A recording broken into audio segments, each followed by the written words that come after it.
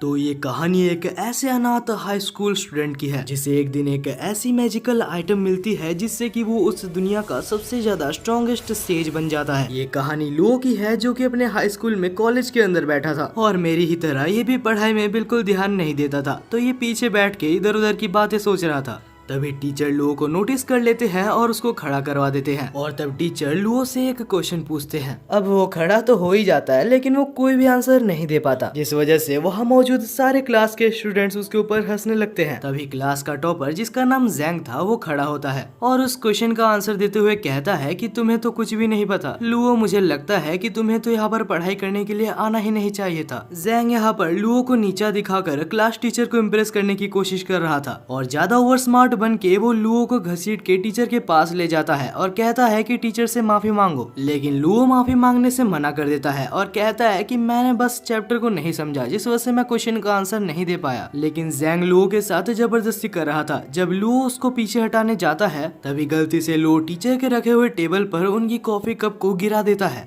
लेकिन तब लुओ अपने रिफ्लेक्सेस के साथ उस कप को बचा लेता है। लेकिन कप को बचाने के चक्कर में लुओ ने टीचर के ब्रश पेन को तोड़ दिया था और वो ब्रश पेन टीचर के लिए काफी ज्यादा इम्पोर्टेंट था। अगले ही सीन में हम देखते हैं कि जैंग को और लुओ को टीचर प्रिंसिपल ऑफिस में ले जाते हैं और जैसे ही दोनों प्रिंसिपल ऑफिस पहुंचते हैं तो हम लुओ को देखते हैं जो कि बहुत ज्यादा डरा हुआ था क्योंकि उसे पता है कि सारी ब्लेम उसके ऊपर ही आने वाली है। तब हम जैंग को देखते हैं जो कि प्रिंसिपल के ऑफिस में आते साथ ही अच्छा बनने का नाटक कर रहा था। वो लुओ के साथ भी अच्छे से बात कर रहा था और वो बोलता है कि मैं लुओ की तरफ से भी माफी मांगता हूँ। अभी ये सब देखने के बाद तो लुओ बहुत ज्यादा गुस्सा हो चुका था। वो कहता है कि प्रिंसिपल आप जो भी अभी देख रहे हैं सब ये नाटक कर रहा है। लेकिन तभी प्रिंसिपल चिल्लाते हुए कहता है कि बिल्कुल चुप हो जाओ लुओ, तुमने टीचर जू के सबसे ज्यादा इम्पोर्टेंट चीज को तोड़ दिया है।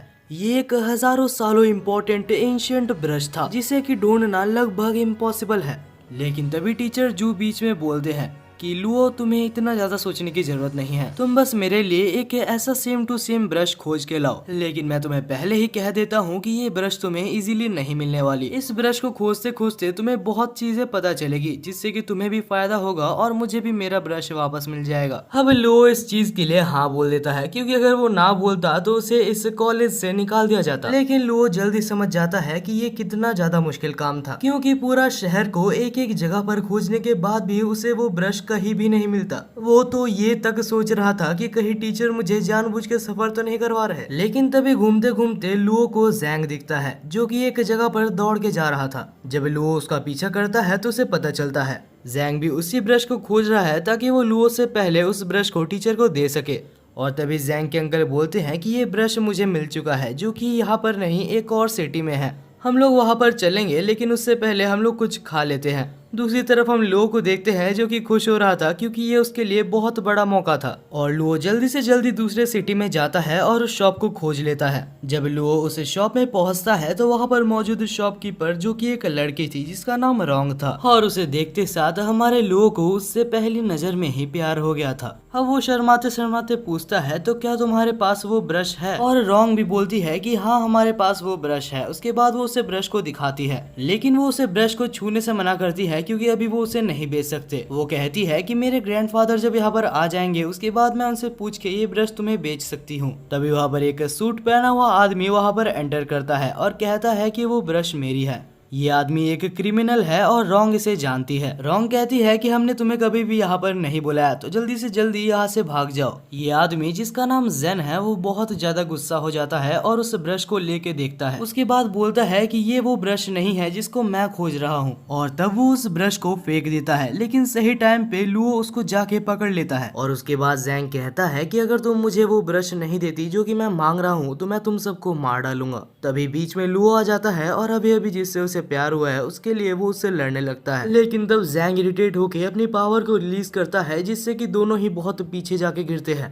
तब रोंग कहती है कि लुओ पीछे रहना। उसके बाद ही रोंग अपनी पावर को रिलीज करती है। वो कुछ आइसिकल स्पीयर्स का इस्तेमाल करती है जिससे कि जैंग के ऊपर कुछ ज्यादा खास असर नहीं पड़ता। लेकिन जैंग तब हैरान हो जाता है जब रोंग अपने पास में से एक स्नो ब्रश को समन करती है और उससे उसके ऊपर हमला करती है। तब जैंग भी सीरियस हो जाता है और वो अपने क्लाउड ब्रश को समन करता है और इसके बाद दोनों ही पागलों की तरह लड़ने लगते हैं। लुओ सोच रहा था कि कहीं वो इनके बीच में मारा ना जाए। तब जैंग रोंग को कहता है कि मैं तुम्हें पहले ही बता दूं, तुम्हारे पास जो ब्रश है वो ताकतवर है, लेकिन तुम मुझे हरा नहीं सकती। अब हमें यहाँ पर एक पास्ट का सीन दिखाया जाता है जहाँ हमें एक ओल्ड मैन को दिखाया जाता है जो बैठ के बहुत ज्यादा ड्रिंक कर रहा था। और ये कोई ऐसा वैसा पर्सन नहीं है, ये उस दुनिया का सबसे ज्यादा स्ट्रॉन्गेस्ट सेज है। लेकिन क्योंकि अभी ये बूढ़ा हो चुका है तो वो और काम नहीं करना चाहता। उसे पता है कि वो बहुत ही जल्दी मारा जाएगा, जिस वजह से वो अपनी जिंदगी को एंजॉय कर रहा था। लेकिन उसने मरने से पहले अपनी स्पिरिट और अपनी सारी पावर्स को एक ब्रश के अंदर कैद कर दिया था।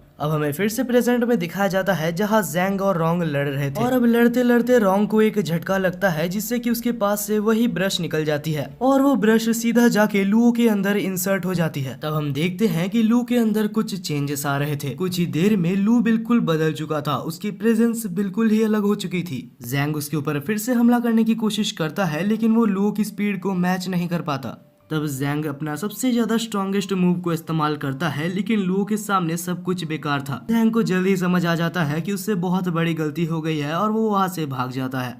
उसके जाने के बाद रोंग पूछती है, लुओ क्या तुम ठीक हो? लेकिन लुओ बिल्कुल भी ठीक नहीं होता और वो वहीं पर बेहोश हो जाता है। अगले सीन में हमें लुओ को एक अजीब सी जगह पर दिखाया जाता है जहाँ लुओ एक बोट पे होता है। लेकिन लुओ की ये खुशी भी ज्यादा देर तक नहीं टिकती क्योंकि वो बोट भी नीचे डूब जाता है। हालांकि वो सपना देख रहा था लेकिन जैसे ही वो सपने से उठता है तो वो अपने सामने रोंग को पाता है। तब रोंग के ग्रैंडफादर जिसका नाम मिस्टर वे था वो आते हैं और रोंग को इंट्रोड्यूस करते हैं। तब मिस्टर वे बोलते हैं कि तुम बेहोश हो गए क्योंकि तुम वो ब्रश की पावर्स को संभाल नहीं सकते।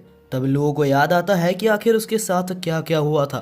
तभी लुओ को ये भी याद आता है कि अभी तक उसने अपने टीचर का ब्रश नहीं लिया। तब लुओ पूछता है कि मिस्टर वे क्या आपके पास वो पाइनएप्पल वाली ब्रश है? लेकिन वो तब चौंक जाता है जब मिस्टर वे कहते हैं कि मैंने उसको जैंग नाम के एक बच्चे को बेच दिया। वैसे अभी लुओ कुछ कर भी नहीं सकता जिस वजह से वो दुखी होके वहाँ से जाने लगता है। लेकिन तब मिस्टर वे कहते हैं कि तुम चिंता मत करो, हमारे शॉप में तुम्हारे साथ तो बहुत कुछ हुआ है तो तुम इस ब्रश को रख सकते हो। और इसके बाद मिस्टर वे कहते हैं कि तुम जो ब्रश यहाँ पर लेने आए थे ये उससे भी काफी ज्यादा वैल्यूएबल है।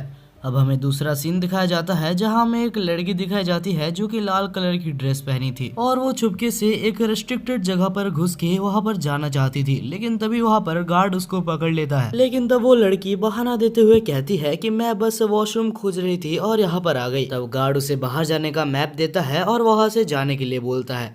दूसरी तरफ हम लू को देखते हैं जो अभी भी दुखी दुखी चल रहा था क्योंकि उसे अभी तक वो पेन नहीं मिली थी जो कि उसे उसके टीचर ने लाने के लिए बोला था। मगर हाँ, उसके टीचर ने ये भी कहा था कि तुम भी कुछ अच्छा सीखोगे और मुझे भी मेरा ब्रश मिल जाएगा। तो मैंने कुछ नई चीजें तो जरूर सीखी है और ये पेन भी काफी अच्छा है। उम्मीद करता हूँ कि वो मुझे कॉलेज से ना निकाले। पहले अब लू जा रहा था मिस्टर जू के ऑफिस में वो पेन को देने के लिए और वो ये भी सोच रहा था कि वो अपने पेन को देते साथ ही एक इमोशनल स्टोरी को भी उसके साथ अटैच कर देगा ताकि टीचर जो उसको कुछ ना बोले और छोड़ दे। लेकिन तभी अचानक से लू के टीचर पीछे आ जाते हैं और आके पूछते हैं कि लू आखिर तुम यहाँ पर क्या कर रहे हो? लू तब कुछ समझ नहीं पाता और कह देता है कि मुझे आपकी पेन मिल गई है। टीचर तो खुश हो जाते हैं और उसको अपने केबिन के अंदर ले जाते हैं। जब लू अंदर जाता है तो वो काफी ज्यादा नर्वस होता है क्योंकि उसे पता है जो पेन उसे देनी थी वो पेन उसे मिली नहीं है। लेकिन अब लू कुछ कर भी नहीं सकता जिस वजह से वो पेन उसे देता है और वो पेन देने के बाद नहीं पता कैसे लू को उस पेन के बारे में सारी इन्फॉर्मेशन पहले से ही पता होती है। टीचर जैसे ही उस पेन को देखते हैं तो टीचर को पहले ही अंदाजा हो जाता है कि ये पेन बहुत ही ज्यादा कीमती है। ऊपर से जब लू उस पेन के बारे में उसे जितनी इन्फॉर्मेशन पता थी सारी इन्फॉर्मेशन टीचर को बताता है तो वो टीचर काफी ज्यादा खुश हो जाते हैं। यहाँ तक कि वो टीचर उस पेन को ट्राई कर भी देखते हैं।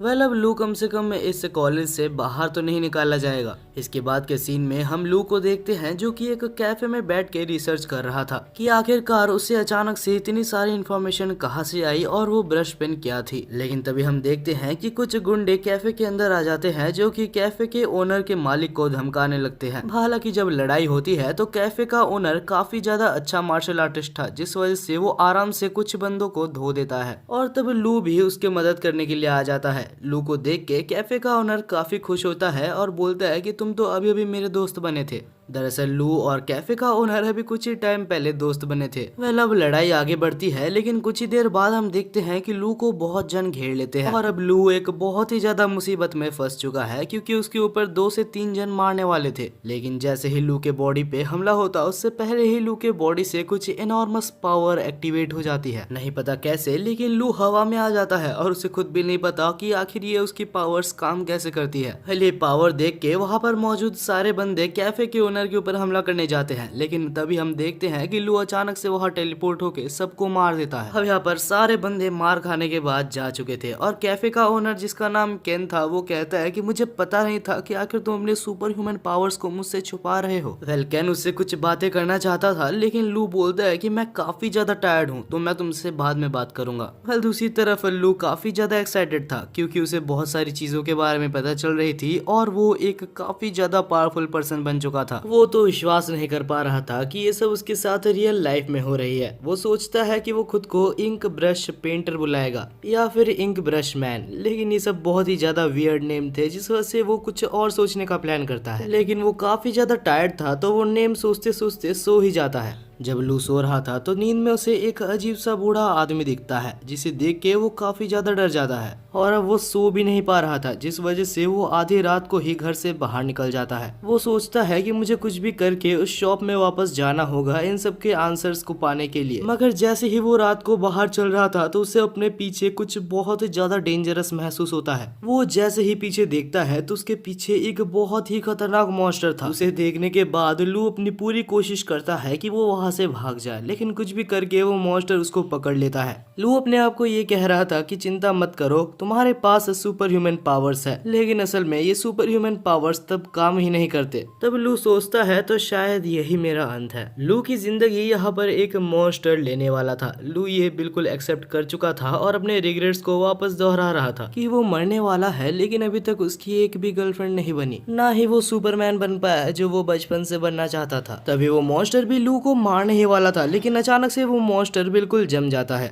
क्योंकि वहीं पर सही टाइम पे रोंग आ चुकी थी जो कि लू को बचा लेती है। तब रोंग लू को पूछती है कि आखिर हमने जो तुम्हें ब्रश दिया था वो क्या तुम्हारे पास है, लेकिन तब लू कहता है कि मैंने वो अपने टीचर को दे दिया। और ये सुन के रोंग काफी ज्यादा गुस्सा हो जाती है और उस गुस्से को मॉन्स्टर के ऊपर निकाल देती है। और रोंग इतनी ज्यादा ताकतवर है ये देख के लू उसके ऊपर फिर से फिदा हो जाता है। वेल अब ये सब हो जाने के बाद लू और रोंग फिर से उसी शॉप के अंदर जाते हैं और रोंग लू को इस बार अपने ग्रैंडफादर के पास ले जाकर बैठा देती है। तब हम देखते हैं कि रोंग के ग्रैंडफादर कहते हैं कि तुम्हारे ऊपर रात को जिस मॉन्स्टर ने हमला किया था उसे आखिर एक ब्रश पपेट कहा जाता है। वो कुछ ऐसे खतरनाक मॉन्स्टर्स होते हैं जो कि ब्रश पेन के द्वारा बनाए जाते हैं, और जो ब्रश पेन मैंने तुम्हें दिया था, अगर तुम्हारे पास वो ब्रश पेन होता तो तुम मॉन्स्टर से बच सकते थे, लेकिन तुमने उस ब्रश पेन को किसी और को दे दिया। मैं ठीक कह रहा हूँ ना? तब लू कहता है अरे हाँ आप बिल्कुल ही ठीक कह रहे हैं, वो ब्रश मैंने मेरे टीचर को दे दिया था। तब लू कहता है कि आप मेरे को बिल्कुल पहले से पूरी स्टोरी को बताइए, मुझे पता है आप मुझसे कुछ छुपा रहे हैं।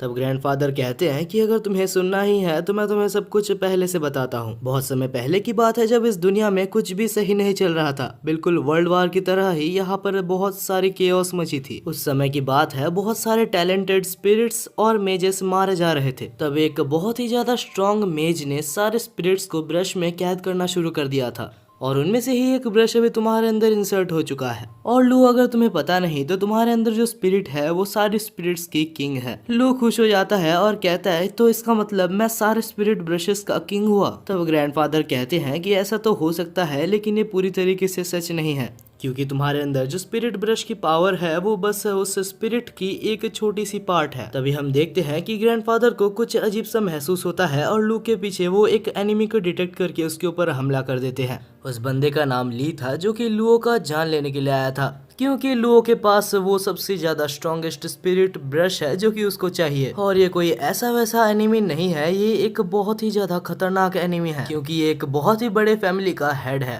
अब वो लुओ के ऊपर हमला करता उससे पहले ही रोंग उसके ऊपर हमला कर देती है, लेकिन ली उस अटैक को काफी आसानी से रोक लेता है और उल्टा रोंग के ऊपर एक बहुत ही खतरनाक हमला करता है। तब रोंग को बचाने के लिए सामने लू आ जाता है, लेकिन ग्रैंडपा सही टाइम पे उसको संभाल लेते हैं। और तब हम देखते हैं कि ली बहुत ज्यादा गुस्सा होके बहुत सारे अटैक्स एक बार में करने लगता है। लेकिन ग्रैंडफादर भी कोई कमजोर खिलाड़ी नहीं था। दूसरी तरफ हम लू को देखते हैं जो रोंग को पूछता है कि आखिर ये सब क्या चल रहा है। तब रोंग कहती है कि तुम्हारे अंदर जो ब्रश है वो टॉप 7 ब्रशेस में से काउंट होता है और ये बंदा उन 7 ब्रशेस को कलेक्ट करने का काम करता है जिनमें से एक ब्रश तुम्हारे अंदर है, तो वो तुमको मार के तुम्हारे अंदर से उस ब्रश को लेने के लिए आया है। दूसरी तरफ हम देखते हैं कि अभी तक ग्रैंडपा उससे लड़ रहे थे, लेकिन अभी उनकी तबीयत काफी ज्यादा अच्छी नहीं थी क्योंकि ग्रैंडफादर बूढ़े हो चुके हैं, तो वो उनसे काफी ज्यादा देर तक नहीं लड़ सकते, जिस वजह से रोंग लड़ने का फैसला करती है। तब वो लू को कहती है कि तुम यहाँ से जितना दूर हो सके उतना दूर भाग जाओ, क्योंकि अगर मैं नहीं लड़ पाई तो वो तुम्हें भी मार देगा। दूसरी तरफ हम ली को देखते हैं जो कि ग्रैंडफादर को मारने ही वाला होता है, लेकिन तभी लू अपनी पावर को एक्टिवेट करके एक प्रोटेक्शन बैरियर से उनको बचा लेता है। ग्रैंडफादर कहते हैं कि लू तुम भाग जाओ क्योंकि तुम इसके सामने नहीं जीत सकते। तब लू कहता है कि मैं इस फाइट में उतर चुका हूँ और अब मैं भाग नहीं सकता, लेकिन लू का स्टेमिना ज्यादा देर तक नहीं टिकता, जिस वजह से ली उसको पकड़ के उसको मारने वाला था। लेकिन तभी हम देखते हैं कि बीच में ग्रैंडफादर आ जाते हैं जो कि उस अटैक को अपने ऊपर लेके अपने आप को मार देते हैं, लेकिन मरने से पहले वो उसको बहुत अच्छा खासा डैमेज कर देते हैं, जिस वजह से ली को उस टाइम के लिए वहां से जाना पड़ता है। वेल इसके बाद हमें ग्रैंडफादर को दिखाया जाता है जो कि मरे नहीं थे। उसके जाने के बाद वो मुश्किल से बैठते हैं और लू को कहते हैं कि तुम्हें जल्द से जल्द उस ब्रश को अपने अंदर से निकालना होगा और इसका कोई ना कोई तरीका मैं जरूर ढूंढ निकालूंगा। लेकिन तब लू कहता है कि आप चिंता मत कीजिए, मैं इस ब्रश को कंट्रोल करना जरूर सीखूंगा। मैं अपने वजह से आप दोनों की लाइफ को खतरे में नहीं डालना चाहता। मैं कसम खाता हूँ कि मैं इस ब्रश पेन को चलाना सीखूंगा और आप दोनों को ही प्रोटेक्ट करूंगा।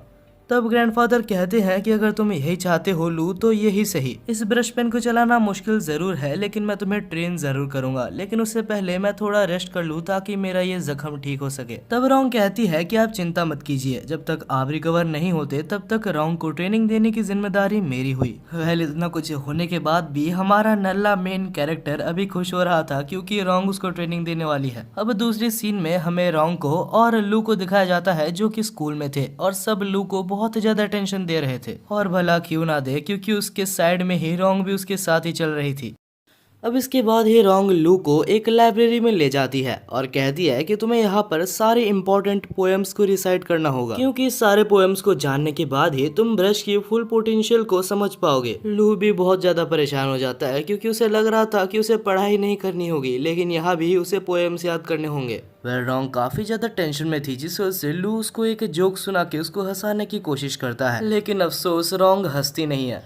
और तभी वहाँ पर जैंग आ जाता है जो आकर लू की फिर से बेइज्जती करने लगता है। वो कहता है कि अगर तुम्हें बस मजबूरी में ही लू के साथ रहना है तो तुम उसे छोड़ सकती हो, और अगर तुम्हें पोएम्स ही चाहिए तो मेरे को सारे पोएम्स याद है। ये सब सुन के लू बहुत ज्यादा परेशान हो गया था और इतना गुस्से में था कि उसे कुछ भी समझ नहीं आ रहा था। तब जैंग अपने आप को रोंग से इंट्रोड्यूस करता है और कहता है कि लू एक बहुत ज्यादा बेकार स्टूडेंट है। वो इतना ज्यादा घटिया है कि कुछ दिन पहले उसने कुछ ऐसा काम किया था जिससे कि वो कॉलेज से निकाल दिया जाता। तब लू को लगता है कि ये सब सुनने के बाद रोंग उसकी हेल्प नहीं करेगी या ही उसके साथ रहेगी, लेकिन भाई वो कहते हैं ना कि मेरी वाली अलग है। बस वैसे ही रोंग यहाँ पर उल्टा जैंग को ही रोस्ट कर देती है। वो कहती है कि तुम बस अपने आप को अच्छा दिखाने की कोशिश कर रहे हो, भले ही तुम एक नालायक हो। और ये सुनने के बाद वहाँ पर मौजूद सारे स्टूडेंट्स उसके ऊपर हंसने लगते हैं, लेकिन इस जैंग गधे को अभी तक समझ नहीं आया। उसे लग रहा है कि वो बस जबरदस्ती लू के साथ है और उसे लग रहा है कि वो लू से रोंग को छीन लेगा।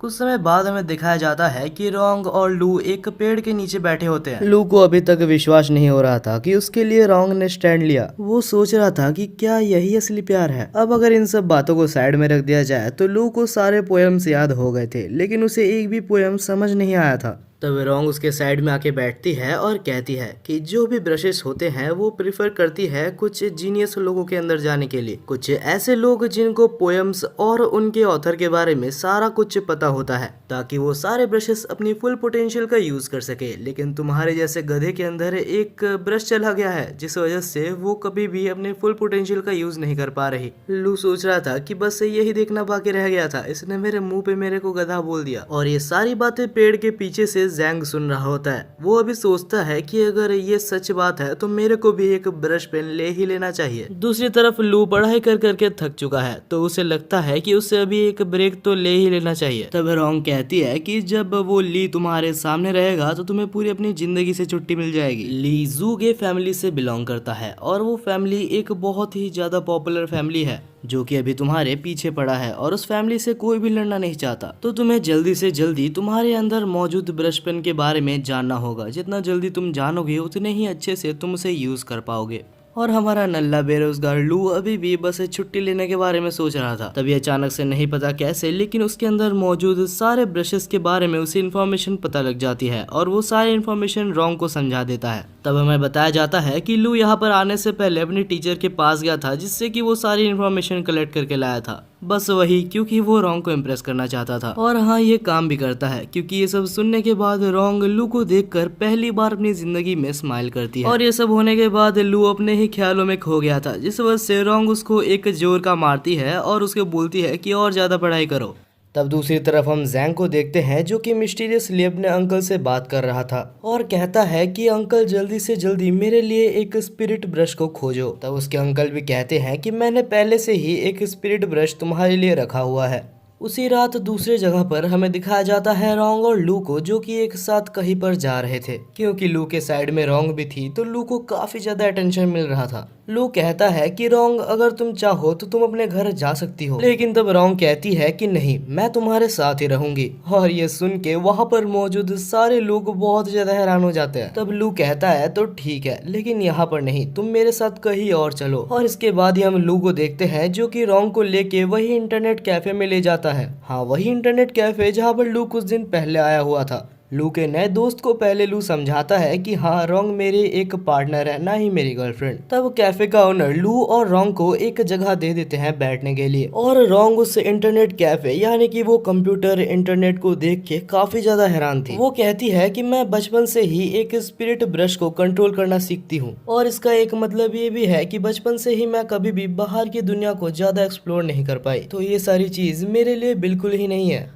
तब लू कहता है कि इस इंटरनेट में बहुत कुछ है, अगर तुम चाहो तो हम लोग अभी कुछ देर के लिए प्रैक्टिस को साइड में रख के कुछ गेम्स खेल सकते हैं। और रोंग को भी थोड़ा सा ब्रेक चाहिए था जिस वजह से दोनों ही गेम्स को खेलने लगते हैं। कुछ देर बाद लू सोचता है कि क्या सच में रोंग इससे पहले कभी भी गेम्स नहीं खेली है, क्योंकि रोंग पहले ही ट्राई में गेम को बहुत ही अच्छे से खेल रही थी। रोंग कहती है कि ये सब गेम्स वगैरह बहुत ही ईजी है ये कंपेरिजन में कि मैं बचपन से ही एक स्पिरिट ब्रश को यूज करती हूँ। मेरे ख्याल से इन गेम्स को खेलने से 100 गुना ज्यादा हार्ड है स्पिरिट ब्रश को कंट्रोल करना। और ये सुनने के बाद लू फिर से अपने प्रैक्टिस में लग जाता है। उसे ये पता चलता है कि जितनी जल्दी वो जितने ज्यादा पोएम्स को रिसाइट करेगा उतनी जल्दी ही उसकी स्पिरिट स्ट्रांग होगी। अब इतनी सारी पोएम्स को रिसाइट करने के बाद वो काफी ज्यादा थक चुका था तो वो उठता है और अपने दोस्त के पास जाता है और तब वो उससे बात करते करते कहता है कि रोंग बिल्कुल भी ऐसी वैसी लड़की नहीं है, वो सच में एक बहुत ज्यादा मेहनती लड़की है। तब कैफे का ओनर एक सजेशन देता है। वो कहता है कि मुझे जैसे लगता है रोंग एक ऐसी लड़की है जो कि इंटरनेट कैफे में आना ज्यादा देर तक पसंद नहीं करेगी।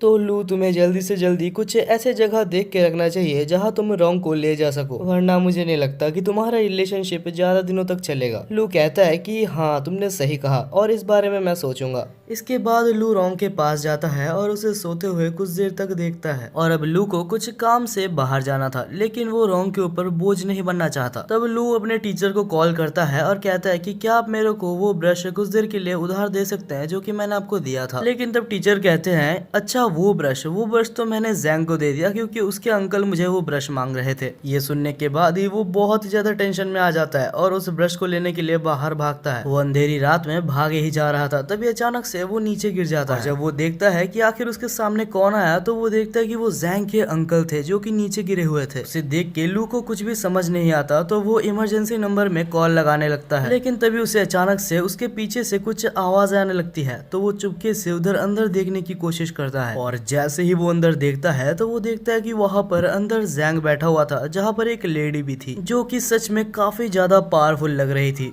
और तब वो जैंग के साथ कुछ कर रही होती है। ये देख के लू बिल्कुल ही चौंक जाता है। तब वो लेडी कहती है कि तुम्हें तो शुक्रगुजार होना चाहिए कि तुम मेरे पपेट बनने के लायक हो। दूसरी तरफ लू को कुछ भी समझ नहीं आ रहा होता कि आखिर वो क्या करे। जैंग का चेहरा देख के लू को उसको एक जोर का थप्पड़ मारने का मन कर रहा था, लेकिन क्योंकि वो एक मुसीबत में है तो इंसानियत के खातिर लू को उसे बचाना होगा। लेकिन तब लू सोच रहा था कि मुझे पता है कि अगर मैं डायरेक्टली उससे लड़ने जाऊं तो मैं मारा जाऊंगा, क्योंकि नो डाउट वो लेडी मेरे से काफी ज्यादा स्ट्रांग है। यहाँ पर मुझे शायद से रोंग को बुलाना चाहिए, लेकिन रोंग को अगर मैं बुलाने जाऊं तब तक जैंग भी मारा जाएगा। अब बहुत ज्यादा सोचने के बाद लू को फाइनली एक आइडिया आता है। दूसरी तरफ हम उस लेडी को देखते हैं जो कि जैंग के साथ कुछ कर रही थी, और तभी लू वहाँ से चिल्लाता है और कहता है कि आखिर अंदर कौन है। जैसे ही लेडी बाहर आती है तो लू बहुत ही ज्यादा गुस्से में कहता है, आखिर तुमने जैंग को कैसे पकड़ा? तुम्हारी हिम्मत भी कैसी हुई जू गे फैमिली से टक्कर लेने की? अगर आपको याद नहीं आ रहा तो ये वही फैमिली है जो कि लू के पीछे पड़ी हुई है उसे मारने के लिए, और क्योंकि ये सबसे ज्यादा स्ट्रॉन्गेस्ट फैमिली है तो वो उसकी हेल्प से यहाँ पर जैंग को बचाने की कोशिश कर रहा है। लेकिन वो लेडी उसको बिल्कुल भी सीरियस नहीं ले रही थी और कह रही थी कि तुम बस मजाक कर रहे हो। लेकिन तब लू अपनी पावर को रिलीज करता है और उसको दिखाता है कि उसके पास भी एक स्पिरिट ब्रश है, और ये देखने के बाद वो लेडी उसके ऊपर थोड़ा थोड़ा भरोसा करने लगती है। और तब वो कहती है कि मैंने जैंग को नहीं पकड़ा, वो खुद ही मेरे पास आया था अपने ब्रश को अपने अंदर इंसर्ट करवाने के लिए। लेकिन यहाँ पर लू कुछ ज्यादा ही ओवर एक्टिंग करते हुए कहता है कि मुझे ये सब नहीं सुनना, तुम जैंग को वापस दे दो,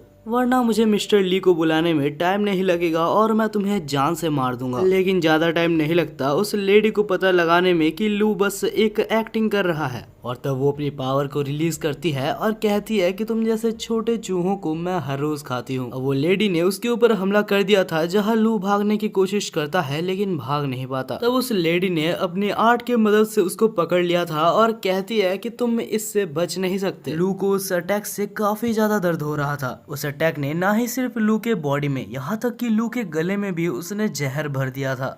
धीरे धीरे अभी उस लेडी को भी लू के साथ खेलने में मजा नहीं आ रहा था, तो वो डिसाइड करती है कि वो लू को मार देगी। और अब फाइनली जब वो उसकी जान लेने ही वाली थी तब लू को कुछ समझ नहीं आता कि आखिर उसे क्या करना चाहिए। तब उसे याद आता है वही पोयम जो कि उसने पढ़ी थी, और तब वो उस पोयम को रिसाइट करने लगता है और अचानक से लू के अंदर एक बहुत ही ज्यादा पावर ब्लास्ट होता है। लू को खुद भी नहीं पता था कि आखिर एक पोयम से उसके अंदर इतनी ज्यादा पावर कैसे आ गई। लेकिन जो भी है, इस पावर को देख के वो लेडी बिल्कुल ही चौंक गई थी। उस लड़की को भी थोड़ा सा भी क्लू नहीं था कि आखिर लू अभी कितना ज्यादा स्ट्रांग बन चुका है। लू यहाँ पर बिल्कुल ओवर पावर्ड हो रहा था। तब यहाँ पर सनराइज भी आ जाता है, और सनराइज के साथ ही लू को एक और पोयम याद आता है। उस पोयम को रिसाइट करते साथ ही लू एक बहुत ही ज्यादा खतरनाक हमला करता है, जिससे कि कुछ पर्पल फॉक्स जाके उस लेडी को मार देते हैं। हालांकि अभी तक लू को काफी सारे पोयम्स याद थे, तो वो सारे पोयम्स को याद करता है और एक बहुत ही बड़ा पर्पल वेव बनाता है, और इस बार उसके आखिरी अटैक से वो मारी जाती है। भाई, हमारी ओपी मेन कैरेक्टर की पढ़ाई यहाँ पर सच में काम आई, तो शायद मुझे भी पढ़ लेना चाहिए। वेल, देखा जाए तो दूसरी तरफ जैंग अभी भी जिंदा था। ये एक अच्छी बात भी है और शायद एक बुरी बात भी है। अब लू उसको पकड़ता है और रोंग के पास ले जाता है। जैंग यहाँ पर बिल्कुल ही एक ज़ॉम्बी की तरह बन चुका था। जब लू रोंग के पास जैंग को ले जाता है तब रोंग कहती है कि इसके ऊपर ब्रश का कंट्रोल हो चुका था, लेकिन लकीली ये बच चुका है क्योंकि इसका कंट्रोल अभी तक ब्रेन के ऊपर नहीं आया था। रोंग उसको पूरी तरीके से क्योर नहीं कर पाती, लेकिन उसके प्रोसेस को थोड़ा स्लो कर देती है। और तभी वहाँ पर जैंग के फादर भी आ जाते हैं, जो कि जैंग को बचाने के लिए लू का शुक्रिया अदा करते हैं और उसे कुछ पैसे भी देते हैं। अब हमें कुछ देर बाद दिखाया जाता है जहाँ पर रोंग और लू एक जगह पर बैठे थे, और रोंग कहती है कि तुमने बहुत ही बढ़िया काम किया लू, मुझे तुम्हारे ऊपर गर्व है कि हमने जो सीखा उसका तुमने बहुत ही अच्छी तरीके से यूटिलाइज किया, और ये कॉम्प्लीमेंट हमारे लू के लिए कोई छोटी बात नहीं थी। दूसरी तरफ हमें उस कैफे ओनर को दिखाया जाता है जिसका नाम येन था। वो देखता है कि जमीन में कुछ गिरा हुआ है, और जैसे ही वो उसको खोलता है तो कुछ अननोन पावर उसके अंदर चली जाती है। रोंग और लू दौड़ते दौड़ते वहां पर आते हैं, और तब लू कहता है कि अरे ये तो वही ब्रश है जो कि मुझे उस लेडी को हराने के बाद मिली थी। रोंग कहती है कि अगर तुम्हें कोई ब्रश मिला था तो तुम्हें पहले कहना चाहिए था, और अगर ये सच में एक ब्रश ही है तो हमें कोई चिंता करने वाली बात नहीं है, क्योंकि ये बस बेहोश ही हुआ है। जैसे ही ये नींद से उठता है तो वो कहता है कि लू, मुझे पहले से पता था कि तुम एक सुपरमैन हो, बस अभी मुझे कह ही दो कि आखिर तुम एक अच्छे सुपरमैन हो या फिर तुम एक बुरे सुपरमैन हो। लू कहता है अरे भाई रुक जा, मेरे को बताने का मौका तो दे। और इसके बाद ही लू कहता है कि हम लोग कोई बुरे आदमी नहीं है। तभी यन कहता है अगर ऐसा है तो मैं भी एक सुपरमैन बन चुका हूँ। और उसके बाद ही यन कहता है कि चिंता मत करो, अगर तुम्हारे ऊपर कोई हमला करेगा तो मैं तुम्हें बचा लूंगा। लेकिन तब रोंग कहती है कि रुक जाओ, तुम्हें बस अभी अभी तुम्हारी पावर मिली है, तुम्हें पता भी नहीं है कि आखिर तुम्हारी पावर क्या है। तब यन कहता है नहीं, तुम समझ नहीं रही हो, मैं अपने दोस्त को बचाने के लिए मर भी सकता हूँ। अगले सीन में हम देखते हैं रोंग, लू और यन को जो कि एक जगह पर बैठे थे। यन को ये पता लगाना था कि आखिर उसके अंदर जो ब्रश गया है आखिर उसका मालिक कौन है, लेकिन उसके बारे में किसी को भी नहीं पता, तो उसकी ओरिजिन को खोजने में उसे बहुत टाइम लग जाएगा। तभी हम देखते हैं कि साइड में से एक पेशेंट गुजरता है जिसके सिर पे खून था, और उस खून को देखते साथ ही यन के फिंगर टिप्स ग्लो करने लगते हैं। उसे लगता है कि उसकी पावर्स जाग गई है। लू उसे देख के चौंक जाता है, लेकिन तब रोंग कहती है कि उसके पास मत जाना क्योंकि हमें नहीं पता आखिर इसकी पावर क्या है। तब ये अचानक से नहीं पता क्या होता है, लेकिन तीनों ही एक ब्लैक स्पेस में आ जाते हैं और वहां पर कोई अननोन पावर तीनों के ऊपर ही हमला कर रही थी। रोंग कहती है कि ये पांचों कलर्स जो तुम्हें दिख रहे हैं ये बहुत ही खतरनाक है, तुम्हें इससे बच के रहना होगा या फिर ये तुम्हारे ऊपर कंट्रोल कर लेगा। हालांकि कुछ देर लड़ने के बाद लू को वो पावर कैप्चर कर लेता है और उसके वजह से रोंग का जैसे ही ध्यान भटकता है तो उसको भी वो पावर कैप्चर कर लेता है। लेकिन क्योंकि रोंग भी अभी मुसीबत में है तो लू आखिर उसकी मदद कैसे ना करता।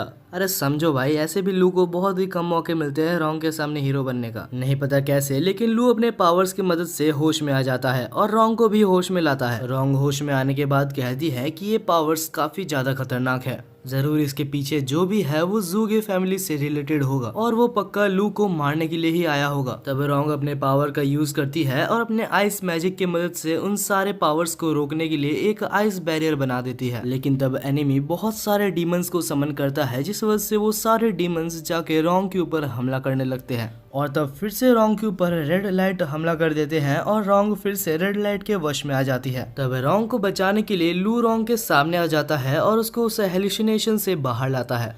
लू इन सब चीजों में इतना ज्यादा खो चुका था कि उसे पता भी नहीं था कि पीछे से एक डीमन आके उसके चेस्ट से उसके हाथ को आर पार कर चुका था। जैसे ही लू को ये चीज पता लगती है तो वो कहता है कि रोंग यहाँ से जल्दी भाग जाओ। तब वो डीमन लू को उठाता है और उसको उठा के यन के ऊपर फेंक देता है। तब जैसे ही यन उसकी उंगलियों से लू को पकड़ता है तो अचानक से नहीं पता कैसे लू के सारे इंजरीज खुद ब खुद हील हो जाते हैं। लू को तो समझ नहीं आ रहा था कि आखिर वो अभी तक जिंदा कैसे है। तब यन रोंग को भी छूता है और रोंग के भी सारे इंजरीज हील हो जाते हैं। तब उन्हें समझ आता है कि आखिर ये सब चीजें यन की उंगलियों की मदद से हो रहा है। अब फाइनली हमारे नल्ले कैफे ओनर को भी थोड़ा सा अपने ऊपर गर्व हो रहा था। तब वो कुछ ज्यादा ही ओवर कॉन्फिडेंट हो जाता है और खुद ही चला जाता है डीमन से लड़ने के लिए। हाँ, वो बात अलग है कि वो बहुत ही बुरा पिटता है, लेकिन हाँ वो अपने इंजरीज को अपने ही पावर से खुद को हील कर सकता था। और आखिर में येन उन सारे कामों के पीछे जिसका हाथ था उसको खोज निकालता है। तब वो ज़ूगे फैमिली का मेंबर सरेंडर करने की कोशिश करता है, लेकिन येन उसे छोड़ता नहीं है और उसे बहुत मारता है। लेकिन तब वो ज़ूगे फैमिली का मेंबर वहाँ से जान बचा के भाग जाता है। अब वो सारा काला धुआं वहाँ से हट चुका था और वो लोग फिर से हॉस्पिटल में आ चुके थे। तब लू जैंग को देखने के लिए हॉस्पिटल के अंदर जाता है और वहाँ पर उसके टीचर भी बैठे हुए थे, जो कि काफी ज्यादा दुखी हो रहे थे और कहते हैं कि शायद ये सब कुछ मेरे वजह से ही हुआ है। तब लू को आइडिया आता है और येन अपने फिंगर टिप्स की मदद से जैंग को छूता है, लेकिन वो पूरी तरीके से अभी भी रिकवर नहीं हुआ था क्योंकि येन के पावर्स भी अभी जैंग के ऊपर पूरी तरीके से काम नहीं कर रहे थे। तो लू यहाँ पर रोंग के पास जाता है। तब वो देखता है कि रोंग किसी से बात कर रही थी और उससे कहती है लू हमारे जाल में फंस चुका है और जैसे सब कुछ हमारे प्लान में था वैसे ही चल रहा है। वो मेरी हर बात को मान लेता है, उसे मैनिपुलेट करना काफी इजी है। जब ये सब सुनने के बाद लू रोंग के पास जाता है और उसे पूछता है, तब रोंग कहती है ये तो काफी ऑब्वियस है, तुम्हें ऐसा तो नहीं लगा ना कि मैं बिना किसी मेरे कारण के तुम जैसे इडियट के साथ घूमूंगी। अब ये सब सुनने के बाद लू का दिल पूरी तरीके से टूट चुका था। उसे पता नहीं था कि रोंग बस उसका इस्तेमाल कर रही है। अगले सीन में हमें रोंग और रोंग के ग्रैंडफादर को दिखाया जाता है। हमें बताया जाता है कि पहले से ही रोंग के ग्रैंडफादर का यही प्लान था कि वो लू के मदद से बाकी सारे ब्रशेस को खोजेंगे। अब ये सब सोच के जब लू बाहर चल रहा होता है तभी उसको वही रेड ड्रेस पहनने वाली लड़की दिखती है। ये वही लड़की है, अगर आप याद करोगे तो पहले ये बिल्कुल ही इलीगल तरीके से एक टेम्पल पे घुसना चाहती थी। वो यहाँ पर आके लू को मैनिपुलेट करने की कोशिश कर रही थी। वो कहती है कि तुम मेरे साथ चलो, उस रोंग ने तुमको धोखा दे दिया लेकिन मैं तुम्हें धोखा नहीं दूंगी। अगर तुम चाहो तो मेरे साथ मिलके रोंग और उसके ग्रैंडफादर से पहले 7 कोलोसल ब्रश को खोज सकते हो। लेकिन वो बोलते हैं ना कि एक बार धोखा खाने के बाद बार बार धोखा नहीं खाते। तब लू कहता है कि नहीं, कोई जरूरत नहीं है, मैं ऐसे ही ठीक हूँ। लेकिन तब वो रेड ड्रेस वाली लड़की लू को जबरदस्ती उसके साथ खींच के ले जाती है। यहाँ पर लू चाहता तो ना बोल सकता था, लेकिन लू की मस्ती तो देखो। और इसी मस्ती के चक्कर में वो फिर से मैनिपुलेट हो जाता है और हमें पता ही है कि ये लाल ड्रेस वाली लड़की कोई अच्छी लड़की नहीं है। तब वो रेड ड्रेस वाली लड़की लू को कोने में ले जाती है और फ्लर्ट करने के बहाने उसको बेहोश कर देती है। और उसके बाद वो लड़की लू को कार में भर के वहाँ से चली जाती है। दूसरी तरफ हम रोंग और येन को देखते हैं जो कि लू को खोज रहे थे, लेकिन लू का तो कोई अता पता ही नहीं था। दूसरी तरफ हमें फिर से लू को दिखाया जाता है जो कि कार के डिक्की में बंद था और उसे जैसे ही होश आता है तो वो देखता है कि उसके पावर्स को सील कर दिया गया है। तब वो लेडी उसको एक मंदिर में ले आती है और कहती है कि अगर मैं चाहूँ तो इस मंदिर में तुम्हें अभी इसी वक्त मार के तुम्हारे अंदर से उस ब्रश को ले सकती हूँ। और तब लू के अंदर से उस ब्रश को लेने के लिए वो लेडी वहाँ पर एक बहुत ही खतरनाक अटैक लू के ऊपर करती है। लेकिन तभी अचानक से उस अटैक को किसी ने रोक दिया था। तभी हमें एक अननोन पर्सन को दिखाया जाता है जो कि बिल्कुल ही टकला था। तब वो अननोन पर्सन उसके स्टूडेंट को बुलाता है जिसका नाम जू था और कहता है कि जल्दी से जल्दी उस लेडी को मार गिराओ। जहाँ पर जू और वो लेडी फाइट करने लगते हैं, लेकिन वो लेडी भी काफी ज्यादा कमजोर नहीं थी। हम देखते हैं कि वो दोनों के अंदर बहुत ही अच्छा फाइट चलता है, लेकिन आखिर में जू थोड़ा ज्यादा स्ट्रांग निकलता है और इस फाइट को जीत जाता है। लेकिन आखिर में कुछ भी करके वो लेडी वहाँ से भागने में कामयाब रही थी। इसके बाद ही हमें वो टकले आदमी का नाम बताया जाता है जो कि मास्टर बेड था। अब ये सब खत्म होने के बाद मास्टर बेड लू से पूछते हैं कि तुम्हारे अंदर ब्रश है क्या, मैं सही बोल रहा हूँ? तब लू कहता है कि नहीं, मेरे अंदर कोई भी ब्रश नहीं है। मास्टर बेड कहते हैं कि तुम्हारे अंदर ब्रश है और ये मैं सेंस कर सकता हूँ। तब लू एक फाइट के लिए प्रिपेयर हो रहा था, लेकिन तभी मास्टर बेड कहते हैं कि चिंता मत करो, हम तुम्हें हार्म पहुंचाने के लिए नहीं आए हैं, ना ही मैं तुमसे कोई फाइट करना चाहता हूँ। मुझे बस तुम्हारे अंदर मौजूद वो ग्रीन कोलोसल ब्रश के बारे में थोड़ा सा और जानना है। तब मास्टर बेड लू को एक पुरानी कहानी के बारे में बताते हैं। बहुत सालों पहले की बात है, मैं और रोंग के फादर बहुत ही अच्छे दोस्त हुआ करते थे, लेकिन कुछ कारणों की वजह से रोंग के फादर वहाँ से डिसअपीयर हो गए और आज तक उनका कोई भी अता पता नहीं है।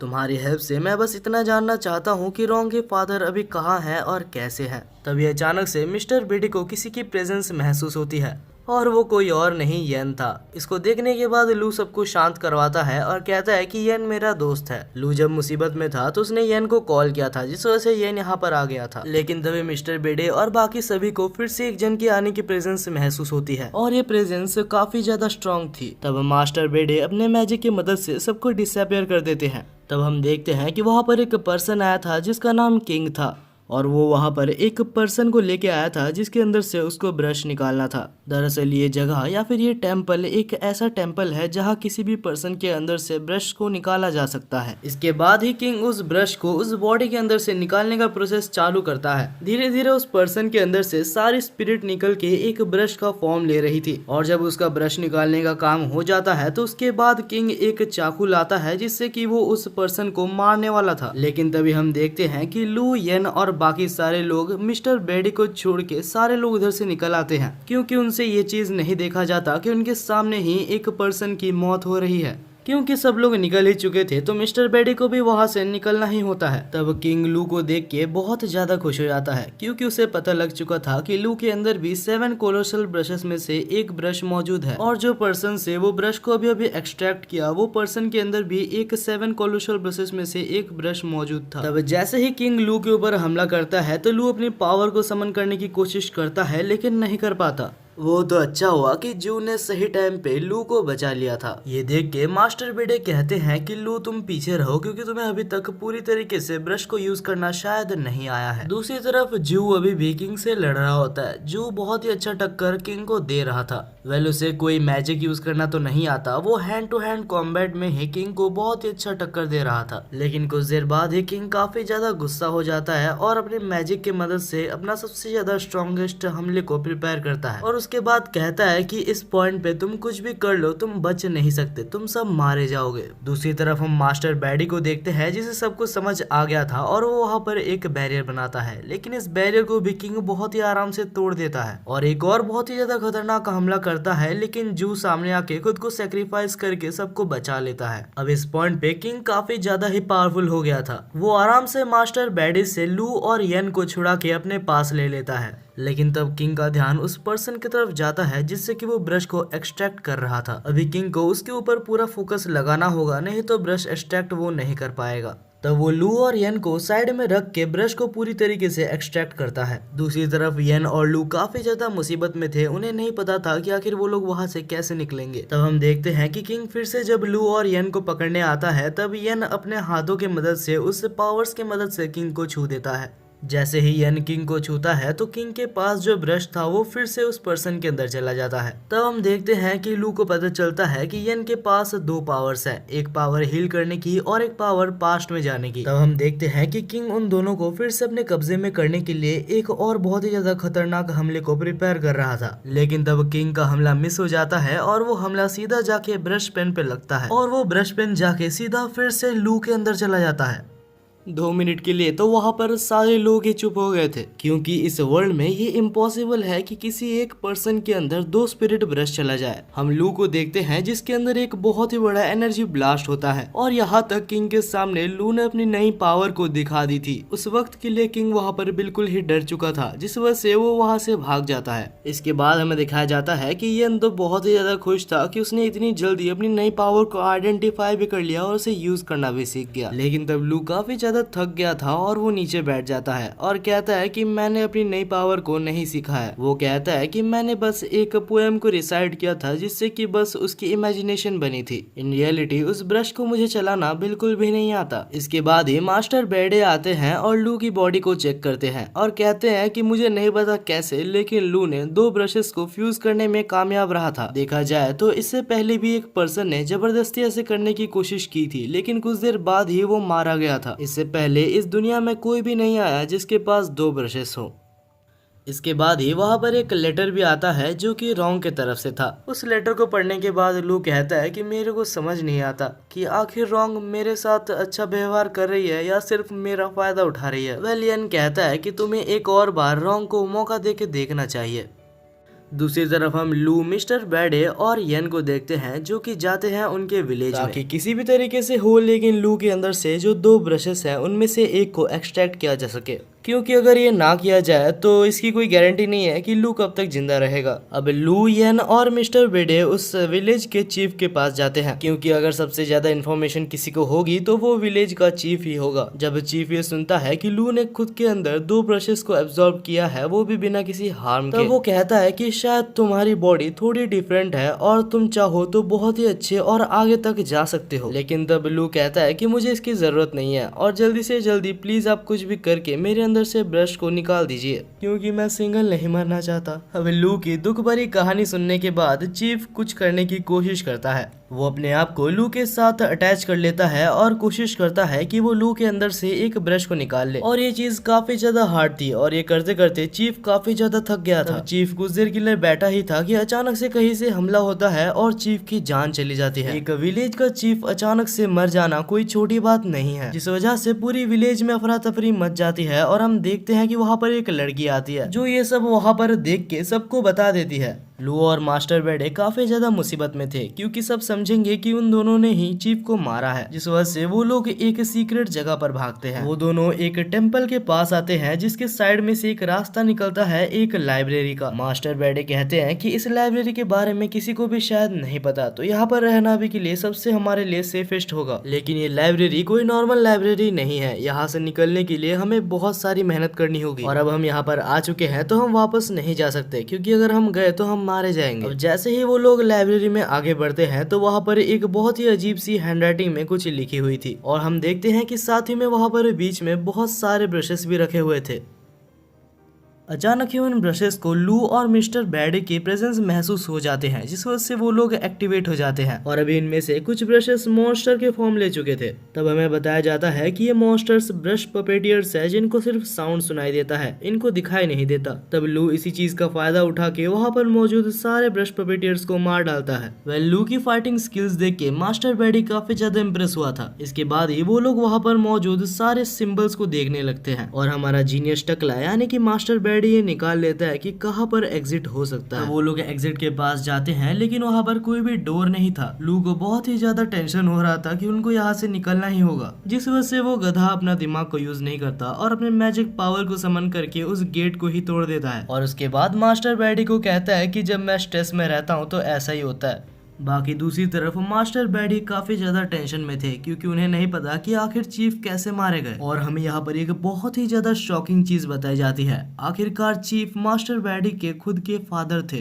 अब दोनों ही अलग अलग हो जाते हैं और हम देखते हैं कि लू फाइनली येन को खोज लेता है। रात हो चुकी थी लेकिन लू सो नहीं पा रहा था। उसे क्या पता कि अगर वो आज रात सो जाए तो कल सुबह वो उठे या ना उठे। तब वो अपने नए ब्रश को समन करता है और उससे पूछता है कि आखिर मैं तुमको अलग कैसे करूं। लेकिन ब्रश वापस उसको एक खाली पेज दे देता है, यानी कि लू की तरह लू का ब्रश भी बिल्कुल ही गधा है। यहाँ में एक और शॉकिंग चीज पता चलती है। लू का जो सेकंड ब्रश है यानी कि ये येलो वाला ब्रश, लू जब जब इसका इस्तेमाल करेगा तब तक लू की लाइफ धीरे धीरे खत्म होते जाएगी। तब लू सोचता है कि क्या उसे रॉन्ग की हेल्प लेनी चाहिए, लेकिन तभी वहाँ पर येन कहता है कि लड़कियां सिर्फ तुम्हें स्लो कर देगी, चिंता मत करो, मैं जू और मिस्टर बैडी तुम्हारे साथ ही हैं। तब लू कहता है कि मास्टर बैडी ने चीफ की डेथ के बारे में जू को बताने से मना किया है, क्योंकि अगर जू को पता लगा कि चीफ मर चुका है तो वो जरूर उस विलेज में वापस भागने की कोशिश करेगा। तो वो लोग एक बहाना बनाते हैं और सो ही जाते हैं। तब हमें दिखाया जाता है कुछ अननोन पर्सन्स बाहर से लू और येन को देख रहे थे और उनके साथ ही वहाँ पर एक किंग भी बैठा हुआ था। और तब वो कहता है कि चीफ के मरने के पीछे सिर्फ और सिर्फ लू का हाथ है। अगली सुबह हम देखते हैं कि हमारे बंदे एक टेम्पल पर जाते हैं। उस टेम्पल पे एक बहुत ही ओल्ड मॉन्क रहता था जिसका नाम जोंग था। वो कुछ काम करने जा ही रहे थे लेकिन मानो क्या हुआ होगा, उनके ऊपर फिर से किसी ने अटैक कर दिया था। तभी हमें वहाँ पर मौजूद अटैकर को दिखाया जाता है जिसका नाम शिव था। लू को तो अभी इन सब अटैक्स की आदत पड़ चुकी है। दूसरी तरफ हमें एक और अटैकर दिखाया जाता है जो कि काले कोट में था और इस बंदे ने अपने मैजिक को येन के ऊपर अप्लाई किया था, जिससे येन इसके खुद के ही एक डायमेंशन में आ गया था जहाँ पर कोई भी पर्सन एग्जिस्ट नहीं करता, सिर्फ ब्रशेस एग्जिस्ट करते हैं। तब वो बंदा कहता है कि ये मेरा डायमेंशन है और यहाँ से निकलने का बस एक ही तरीका है, कुछ भी करके मेरे मुंह से लू का नाम बुलवाओ और तुम यहाँ से आजाद हो जाओगे। येन यहाँ पर बिल्कुल ही बुरी तरीके से फंस चुका है। अब येन को अपनी राइमिंग स्किल्स तो दिखानी ही होगी। दूसरी तरफ हम लू को देखते हैं जो कि अपनी जान बचा के भाग रहा था, लेकिन तब अटैकर शिव उसके ऊपर हमला करती है और कहती है कि हमारे चीफ को मार के तुम ऐसे नहीं भाग सकते। तब लू खुद को प्रोटेक्ट करने के लिए अपनी पावर से एक स्वॉर्ड को समन करता है, लेकिन अनफॉर्चुनेटली वो स्वॉर्ड काफी ज्यादा वीक था। लू तब अपनी पावर्स को फिर से समन करने की कोशिश करता है लेकिन वो भी काम नहीं करता। लू अभी अटैकर शिव से काफी ज्यादा बुरा पिट रहा था, लेकिन तब अटैकर शिव सामने आती है और कहती है कि चिंता मत करो, तुम सिर्फ अकेले नहीं पिट रहे, तुम्हारे दोस्त तुमसे भी ज्यादा बुरा पिट रहे हैं। हमें दिखाया जाता है कि येन अभी भी उसी के वश में होता है, जहां दूसरी तरफ जू को किंग मिल के मार रहा था। अब प्रेजेंट में अटैकर शिव लू को मारने ही वाली थी, लेकिन तब लू स्माइल करता है और वहां पर धुआं धुआं करके वहां से बच जाता है। बाद में वो एक ड्रैगन समन करके लड़ने की कोशिश करता है लेकिन लड़ नहीं पाता। लू सोच रहा था कि आखिर इस लड़की के पास कैसा ब्रश है।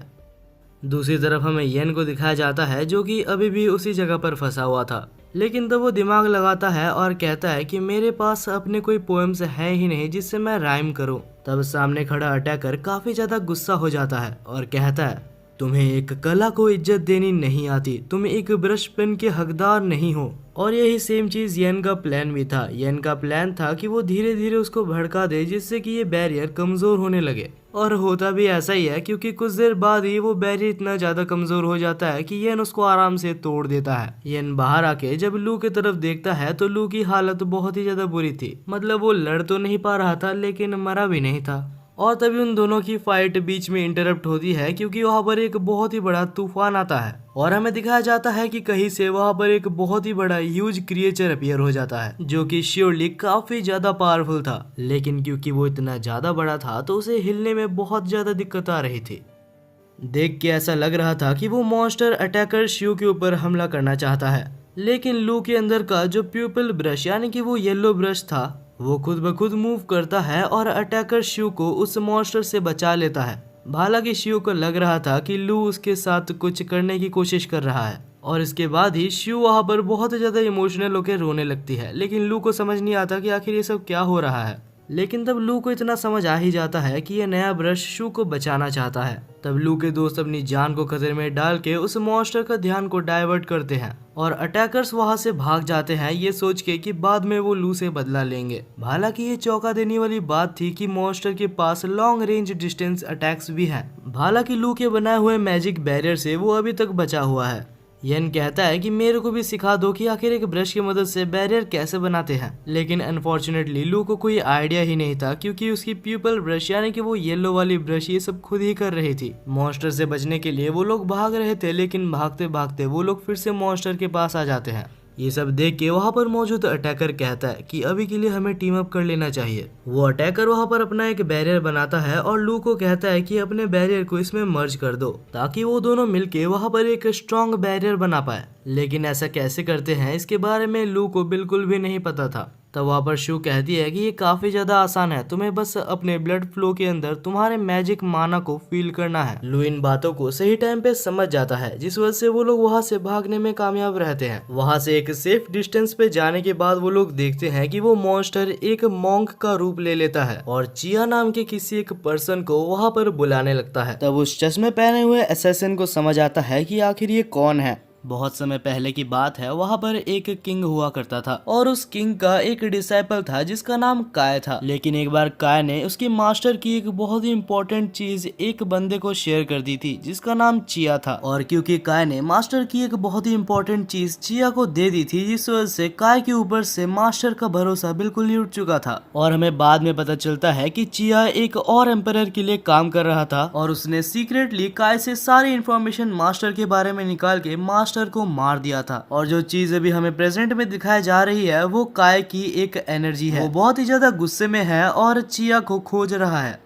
दूसरी तरफ हम लू, येन और बाकी असैसिन्स को देखते हैं और लू की येलो वाली ब्रश नहीं पता कैसे लेकिन एक जगह पर पॉइंट कर रही थी, तो उन्हें लगता है कि अगर वो उस चीज को डिस्ट्रॉय कर दे तो काय की आत्मा को शांति मिलेगी। लेकिन तब असैसिन्स कहते हैं कि बाहर जाना खतरे से खाली नहीं है और अगर हम बाहर जाए भी तो हमारे पास बहुत ही ज्यादा कम टाइम होगा उस चीज से बचने के लिए। तब येन कहता है कि अगर तुम लोग बिल्कुल भी डैमेज होते हो तो मैं तुम लोग को हील कर सकता हूँ, लेकिन हाँ मेरे पास जितनी एनर्जी है मैं तुम लोग को सिर्फ 9 बार ही हील कर पाऊंगा। तब हम देखते हैं लू, येन और शी इस खतरे को उठा के बैरियर से बाहर निकलते हैं, लेकिन निकलते साथ ही उसके ऊपर बहुत सारे अटैक्स हो जाते हैं और दोनों को हील करते करते उनके पास बस 6 ही चांसेस रह जाते हैं। इसके बाद ही फिर से लू के ऊपर हमला होता है, लेकिन शी उसको बचा लेती है, लेकिन शी फिर से डैमेज हो जाती है जिसकी वजह से येन को उनको फिर से हील करना पड़ता है और उनके पास अभी सिर्फ 3 ही चांसेस बचे हैं। और ऐसे करते करते ही अभी येन के पास सिर्फ लास्ट चांस ही बचा होता है। लेकिन तब शी बहादुरी दिखाते हुए कहती है कि मुझे और हीलिंग की जरूरत नहीं है।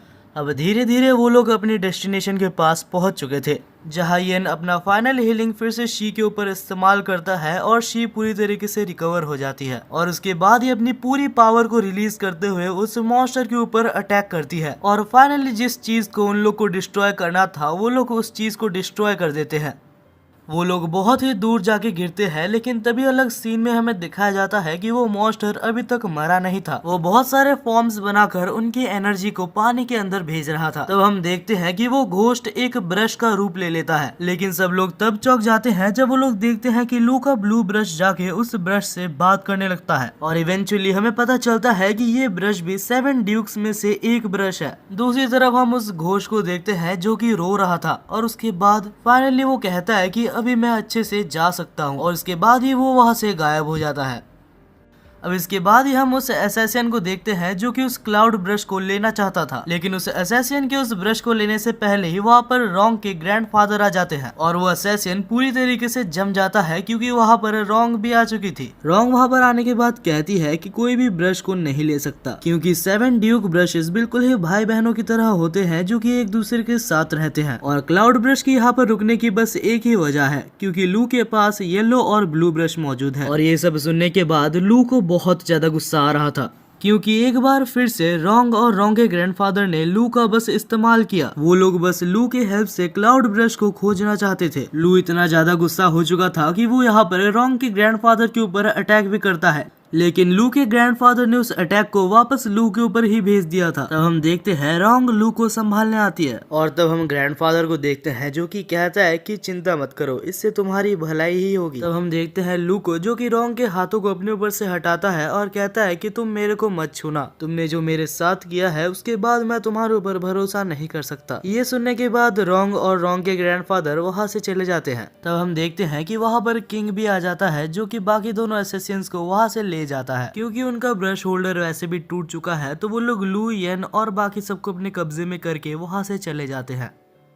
बाद में हमें किंग और बाकी असैसिन्स को बैठा हुआ दिखाया जाता है जहां पर असैसिन शी कहती है कि हम पहले लू और येन की जांच करना चाहते हैं ताकि हमें पता चले कि आखिर हमारे चीफ कैसे मारे गए। वहां पर तो किंग हाँ बोल देता है, लेकिन बाद में किंग बहुत ज्यादा टेंशन में होता है क्योंकि आखिरकार किंग ने ही तो उनके चीफ को दूर से मारा था ताकि लू और येन और साथ ही में मास्टर बैड के ऊपर वो इल्जाम लग जाए और उनको पकड़ना आसान हो जाए। तब किंग डिसाइड करता है कि सबसे पहले जाके वो लू और येन को मार डाले जिससे कि कोई भी सीक्रेट बाहर ही ना आए। लेकिन जैसे ही वो लोग वहां पर पहुंचते हैं तो किंग ये देख के शॉक हो जाता है कि शी वहां पर पहले से थी और उसने लू को जान से मार दिया था।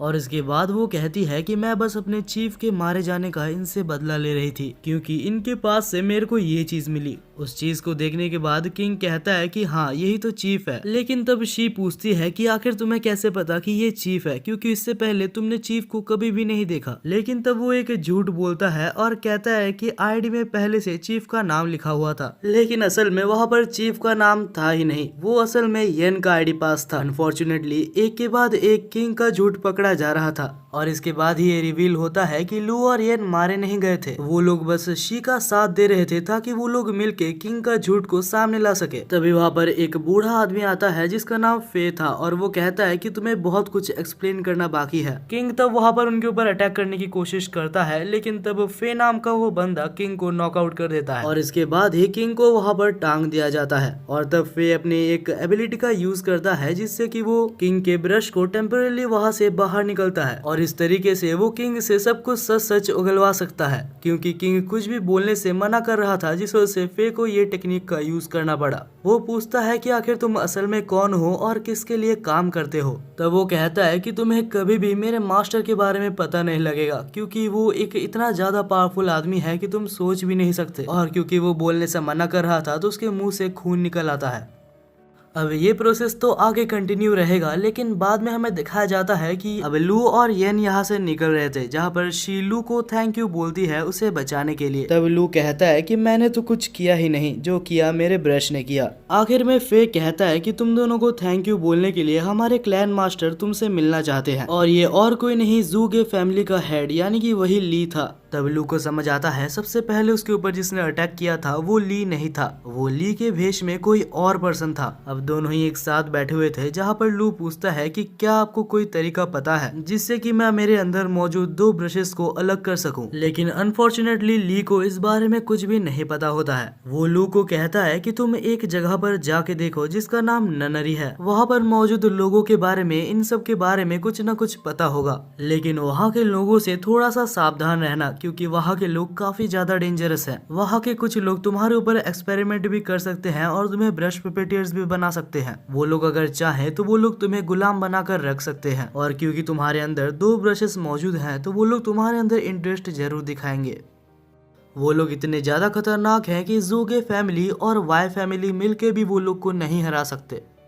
अब हमें कुछ दिनों बाद का सीन दिखाया जाता है जहां जू की फैमिली ली और येन को वहां पर रखे हुए थे एज अ गेस्ट। वहां पर वो लोग उनकी बहुत ज्यादा ट्रीटमेंट ले रहे थे। कुछ दिनों के लिए लू और येन काफी ज्यादा मजे करते हैं, लेकिन फिर वो लोग नोटिस करते हैं कि आखिर जू के फैमिली उनके ऊपर इतना ज्यादा ध्यान क्यों दे रहे हैं। तभी लू को मास्टर बैडे का एक मैसेज आता है जहां वो कह रहा था कि उसके पास ननरी की कुछ इन्फॉर्मेशन है और उसे एक गुड न्यूज भी मिली है 2 ब्रशेस को स्प्लिट करने के लिए। लेकिन सबसे इम्पोर्टेंट वो ये कहता है कि जू के फैमिली एक बहुत ही बेकार फैमिली है, तुम्हें जल्दी से जल्दी वहाँ से निकलना होगा। और तभी वहाँ पर शिव भी आ जाती है जो कहती है कि मैं तुम्हारी हेल्प करूंगी यहाँ से निकलने में, लेकिन बदले में तुम्हें भी मेरी हेल्प करनी होगी। चीफ के मरने के पीछे जिन जिन का हाथ है उन्हें मारने के लिए। कुछ देर बाद हमें दिखाया जाता है कि उसी रात वो लोग वहाँ से निकलने में कामयाब भी रहते हैं, लेकिन निकलने से पहले ही उनको वहाँ पर एक पर्सन दिखता है। लू, येन और शी तब हैरान थे जब वो पर्सन उन्हें रोकता नहीं है, लेकिन अभी वो लोग एक लूप में फंस चुके थे। वो लोग जितनी बार भी गेट से निकल रहे थे वापस वो लोग मेंशन के अंदर आ जा रहे थे और ये सब काम पक्का इसी बंदे का है।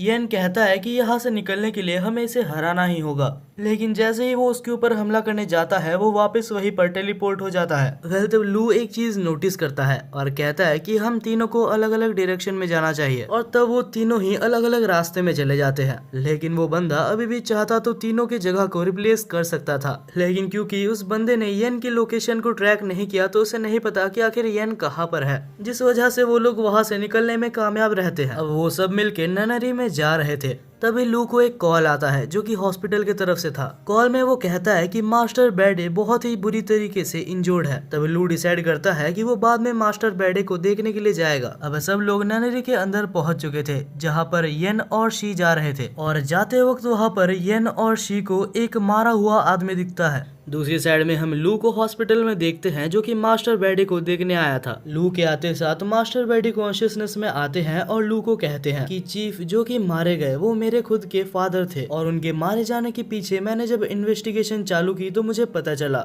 लू तुम्हें पहले से तो ये पता ही है कि वाई फैमिली और जू के फैमिली दुश्मन है, लेकिन इन्वेस्टिगेशन के टाइम में मुझे पता चला कि वाई फैमिली और जू के फैमिली के बीच में एक ट्रेटर मौजूद है, यानी कि वो वाई फैमिली की हर इंफॉर्मेशन जाके जू के फैमिली को बताता है। मास्टर बेडी कहता है कि मैं उनके पीछे पीछे ही था और मैंने उनको बात करते हुए सुना कि वाई फैमिली और जू के फैमिली के सबसे ज्यादा इम्पोर्टेंट और सबसे ज्यादा पावरफुल ब्रशेस को वो लोग चुराने की कोशिश कर रहे थे। फर्दर जब मैंने उनका पीछा किया तो मैंने देखा कि वो दोनों ननरी के पास जा रहे थे और वहाँ पर मैं पकड़ा गया और उन दोनों ने मुझे बहुत ज्यादा मारा। और तभी लू को ध्यान में आता है कि येन और शी अभी ननरी के अंदर ही हैं। दूसरी तरफ येन और शी उस मरे हुए आदमी को देख रहे थे। शी काफी ज्यादा टेंशन में थी क्योंकि उसे लग रहा था कि मास्टर ने उससे कुछ छुपाया है। सब कुछ जानने के लिए येन और शी ननरी के अंदर भागते हैं। दूसरी तरफ लू येन को कॉल करता है लेकिन येन उठाता नहीं है, तो लू वहां से निकलता है जल्दी से जल्दी उनके पास जाने के लिए। दूसरी तरफ लू और शी वहां पर पहुंच चुके थे और वो लोग देखते हैं कि वही चश्मा वाला एसेसियन और साथ ही में मास्टर फे वहीं पर होते हैं और वो लोग मौजूद वहां पर ननरी के मास्टर से लड़ रहे होते हैं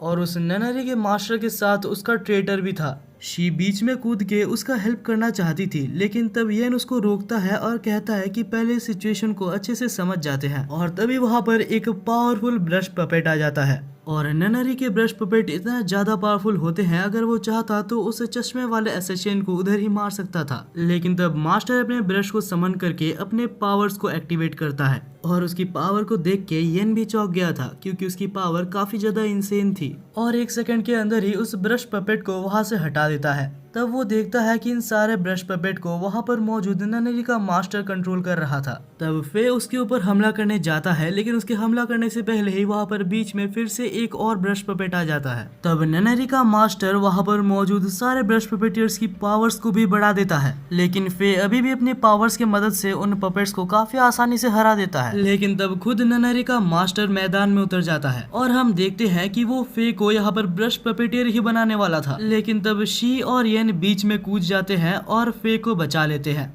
हालांकि लड़ते वक्त येन को एक मॉन्स्टर हमला कर देता है और वो दूर जाके गिरता है। वो कहता है कि मैं तो बस फे को रिकवर करने वाला था, मैं बेकार ही में बैठ जाता हूँ। वेल येन और शी को समझ आ जाता है कि उनकी पावर यहाँ पर यूजलेस है लेकिन तभी हमारे वहाँ पर हीरो की एंट्री होती है। लू वहाँ पर आते साथ ही अपने पावर्स के मदद से बहुत सारे सोल्जर्स को समन करता है। लू येन को उठाता है और एक स्ट्रॉन्ग हैंडशेक देता है, यानी कि मानो वो ये कह रहा था कि चिंता मत कर दोस्त, मैं आ चुका हूँ। हैंडशेक के साथ ही लू येन के हाथों में कुछ देता है। अब जैसे ही वो लोग मिलकर हमला करने वाले थे तभी ननरी का मास्टर अटैक करता है और शी, येन और साथ ही में मास्टर तक को बेहोश कर देता है। उसने एक ऐसा हमला किया था जो कि धीरे धीरे उनके पास से एनर्जी लेके उनको मार देगा। तब वो कहता है कि मुझे पता है तुम यहाँ पर इसलिए आए हो ताकि तुम अपने ब्रश को सेपरेट कर सको। लू के पास और कोई भी ऑप्शन नहीं था सिवाय उसके बात मानने के। तब ननरी का मास्टर कहता है कि मेरी बात ध्यान से सुनो, यहाँ से थोड़े आगे जाते ही तुम्हें एक छोटा सा मेंशन दिखेगा, उसके अंदर जाना सबके लिए पॉसिबल नहीं है। वहाँ पर 4 ड्रैगन्स रहते हैं और साथ ही वहाँ पर एक मास्टर कैलीग्राफर रहता है जिसको कि बहुत ही मुश्किल से उस जगह पर सील किया गया है। तुम्हें अपने येलो ब्रश का यूज करके उस मेंशन के अंदर जाने का मौका मिलेगा और वहाँ पर जाने के बाद तुम अपने पेन्स को सेपरेट कर सकते हो।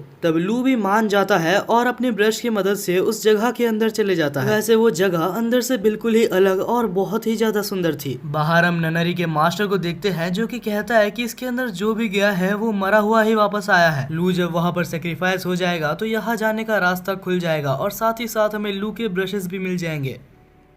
दूसरी तरफ हमें लू को दिखाया जाता है जो कि 4 ड्रैगन से घिरा हुआ था, लेकिन कोई भी ड्रैगन उसके ऊपर हमला नहीं कर रहा था क्योंकि लू के पास जो ब्लू ब्रश है वो उनसे बात कर सकती थी। और तभी वहाँ पर कैलीग्राफर भी आता है और कैलीग्राफर को देख के लू बिल्कुल ही चौंक गया था। तब हम देखते हैं कि कैलीग्राफर उसको अपने साथ एक रूम में ले जाता है और वहाँ पर उसे एक ड्रिंक देता है। ड्रिंक को पीते साथ ही लू के सारे इंजरीज हील हो जाते हैं। दूसरी तरफ हम येन को देखते हैं जिसका हाथ चमक रहा था। लू ने येन के हाथों में एक ऐसा चीज दिया था जिससे कि वो पूरी तरीके से रिकवर हो गया था। येन रिकवर होने के बाद चुपचाप से फे और शी को रिकवर कर देता है और उनको रिकवर करने के बाद वो तीनों मिलके फिर से उनके ऊपर हमला करने लगते हैं। दूसरी तरफ हम फिर से लू और कैलीग्राफर को देखते हैं। कैलीग्राफर कहता है कि तुम्हारे पास 2 ऑप्शंस हैं, या तो तुम अपने अंदर से दोनों ब्रशेस में से एक ब्रश को निकाल दो या तो तुम्हें एक ऐसी पावर मिलेगी जिससे कि तुम उनको बचा सकते हो। तब लू दूसरे ऑप्शन को सिलेक्ट करता है और उसको सिलेक्ट करते साथ ही लू को एक बहुत ही ज्यादा ओवर पावर्ड स्किल मिलती है और उस स्किल के साथ वो बाहर जाके 1 सेकंड के अंदर वहां पर मौजूद सारे एनिमीज को हरा देता है। और उसके बाद वो ननरी के मास्टर को पकड़ के पूछता है कि आखिर तुम्हारा मास्टर कौन है। तब वो कहता है कि हमारे मास्टर का नाम हैन जॉन है। और जैसे ही वो उसके मास्टर का नाम लेता है तो उसके मास्टर के द्वारा वो मारा जाता है। तब लू को याद आता है कि उसके टीचर ने भी बहुत पहले ये नाम को बोला था। तभी वहाँ पर सनराइज होता है और लू सोचता है कि आखिर उसे आगे क्या करना है। और इसी के साथ फाइनली हमारे इस एनिमे का सीजन 1 खत्म होता है। ये एनिमे काफी ज्यादा अच्छा था और अगर मुझे इस एनिमे को रेट करना होगा तो मैं इसे 8/10 की रेटिंग दूंगा। और यार कमेंट सेक्शन में ये तो जरूर से बता के जाना कि आप कितना रेटिंग इसको देना चाहते हैं। वैसे तो ये एनिमे बहुत ज्यादा अच्छा भी नहीं था, लेकिन यार अगर आपको इस वीडियो को देखने में मजा आया तो यार दोस्त समझ के एक सब्सक्राइब तो आप कर ही सकते हैं। अगर आप सब्सक्राइब कर लेते हैं तो आपको इसका पार्ट 2 बहुत ही जल्दी मिल जाएगा और मुझे भी मोटिवेशन मिलेगी पार्ट 2 बनाने के लिए। जैसे ही इस एनिमे का सीजन 2 आएगा तो मैं आपको वादा करता हूँ कि मैं आपको इसका पार्ट 2 जरूर से लेके आऊंगा। बाकी यार वीडियो को हाइप कर देना, देखते हैं आप मेरी 1 महीने की मेहनत को कितना ज्यादा रेस्पेक्ट करते हो। वेल मैं माफी भी मांगना चाहूंगा क्योंकि मुझे 1 महीना लग गया, लेकिन अगर इस वीडियो पे अच्छा रिस्पॉन्स आता है तो मैं वादा करता हूँ कि इसके बाद इतना ज्यादा लेट नहीं होगा। वेल तब तक के लिए मिलते हैं एक नए वीडियो में।